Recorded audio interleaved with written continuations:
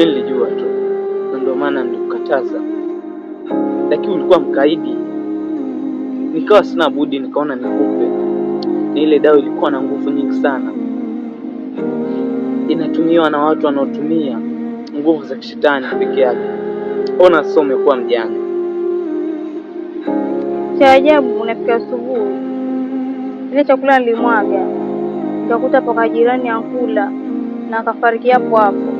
Hata sijui ni kwa sumu aina gani. Ile sumu bali ni dawa za mizimu, na imetolewa na masharti na mizimu. Ina sumu kali sana. Na ni nani alikushawishi uje kwangu? Rafiki yangu. Sipendi kusikiza ushawishi wa marafiki. Kuna wengine ni marafiki na wengine si marafiki.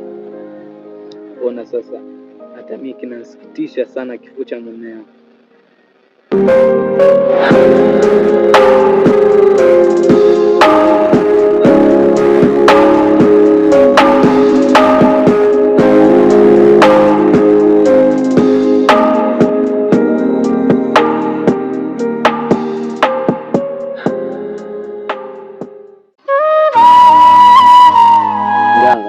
Kama nilivyokuelezea, mimi ni matatizo makubwa sana.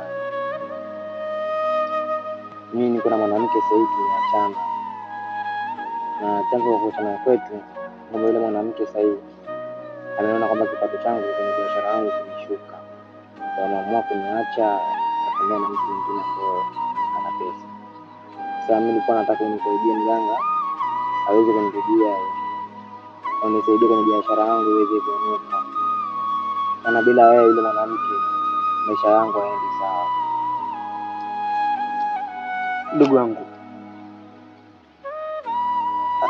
achana na mambo ya waganga.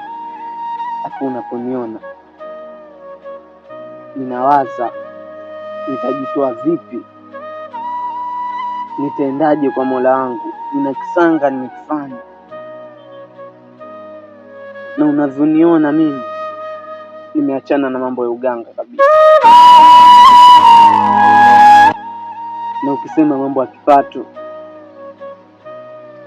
anayepeana riziki ni Mola peke yake. Mdogo wangu, ino mizimu kuita nilaumu na nilaumu, nasubiri pia nipe adhabu, lakini nimeona mambo ya uganga niachane nayo. Ni kweli mjanga unaosema, lakini maneno yako yanazidi kunifunja moyo kabisa. Na mimi nimetarajia kuja kwako kunisaidia, kanipa dawa niweze kuendeleza biashara yangu. Mizimu bila Mola si mizimu, na majini bila Mola si majini. Naomba umrudie Mola wako, atakusaidia kwa hili. Sawa mganga, nimekuelewa. Na maneno yako pia yameniingia akilini. Sawa, nitalifanyia kazi ushauri wako. Naomba ukalifanyie kazi, na imani atakusaidia.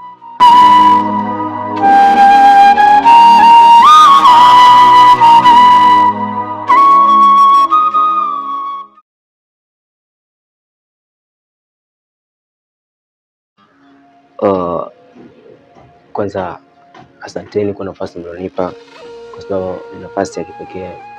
Ningependa kuambia kwamba sasa hivi tuko mbioni kama mnavyoona bwana. Nadhani mmemwona bwana mdogo yule kafanya masitoji yake pale kayayuka. So ni movie ambayo ipo mbioni sasa hivi tunataka kuishoot. Kikubwa tunaomba support yenu, kwa sababu kuna wengi ambao kwa wanatufuatilia wanauliza vipi, mbona umekimya, vipi, mbona tuoni, vipi, mbona sijui nini. Lakini sasa tuko mbioni kushoot. Na movie ni matata sana ambao itaenda na imani itaenda kupendwa na kila mtu. Kikubwa mkae mkao wa kula na muisubiri. Sasa tupo location na kuna wasanii baadhi ambao bado wako njiani wanakuja, tuendelee kushoot. Lengo la kuanzisha hichi kikundi ni kwamba tunaona vijana wengi sana wanapotea, vijana wanajihusisha na mihadarati, vijana wanajihusisha na mabangi. So ndio maana nikaamua kwamba kuchukua wasanii baadhi wadogo na wakubwa kuwajumuisha sehemu moja ili tutimize lengo moja la kutimiza vipaji vyetu, kwa sababu utakuta mtu ana kipaji lakini hakuna mtu wa kumbeba. Sasa inabidi sisi tutokee, tuwashike kuinuana, tuwatoe vijana mashinani na kufikia malengo. Kwa hiyo kubwa naomba support yenu, kwa sababu no success without you.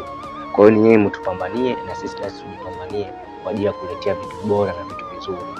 Kwa naomba support yenu. Kwa hiyo mafupi ama kwa njia mtakazotupata, kuna Staiger TV. Hiyo Staiger TV ina post kazi zetu, movie zetu ambazo tuna shoot. Alafu kuna Staiger Station Film Production. Hiyo nayo pia ina post hivyo vitu vyetu vya kushoot.